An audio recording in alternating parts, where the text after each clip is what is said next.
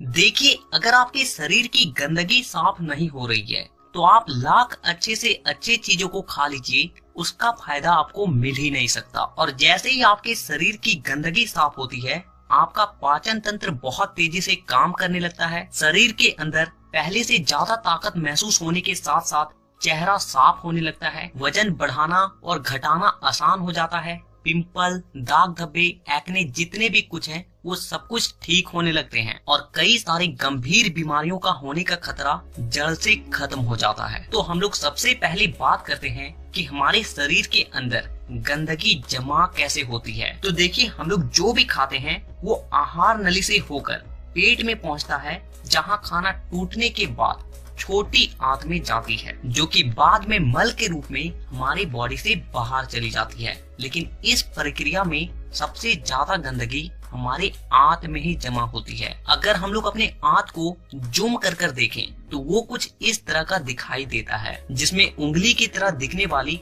छोटी छोटी उभार होती है, जो कि एक फिल्टर की तरह काम करती है, क्योंकि इन उभार के अंदर नसें होती है जो कि हमारे शरीर के अलग अलग हिस्सों से जुड़ी होती है और इसी नस के जरिए खाने में मौजूद पोषक तत्वों को खींचकर खून में और हमारे शरीर के अलग अलग हिस्सों तक पहुंचाया जाता है। लेकिन जब हम लोग जाने अनजाने में गलत तरीके के खाने का इस्तेमाल करते हैं तो वो हमारे आंतों में चिपकने लगती है और धीरे धीरे दीवार पर एक मोटी परत बनाकर जमा हो जाती है, जिससे कि जब हमारी आंतें खाने में मौजूद पोषक तत्वों को खींचती है तो उसके साथ साथ गंदगी भी हमारे खून में मिल जाती है और फिर शरीर के अलग अलग हिस्सों में जाकर ये गंदगी जमा हो जाती है। जब ये गंदगी खून के जरिए हमारे लीवर तक पहुंचती है तो फैटी लीवर और जॉन्डिस जैसी बीमारियां होती है। जब ये किडनी में जमा होती है तो किडनी स्टोन और फेफड़े में जमा होने से अस्थमा, और जब खून के जरिए दिल तक पहुंचती है तो कोलेस्ट्रोल और हमारी नसों में ब्लॉकेज पैदा होती है। और जब ये गंदगी हमारी स्किन में पहुंचती है तो दाग धब्बे, खुजली,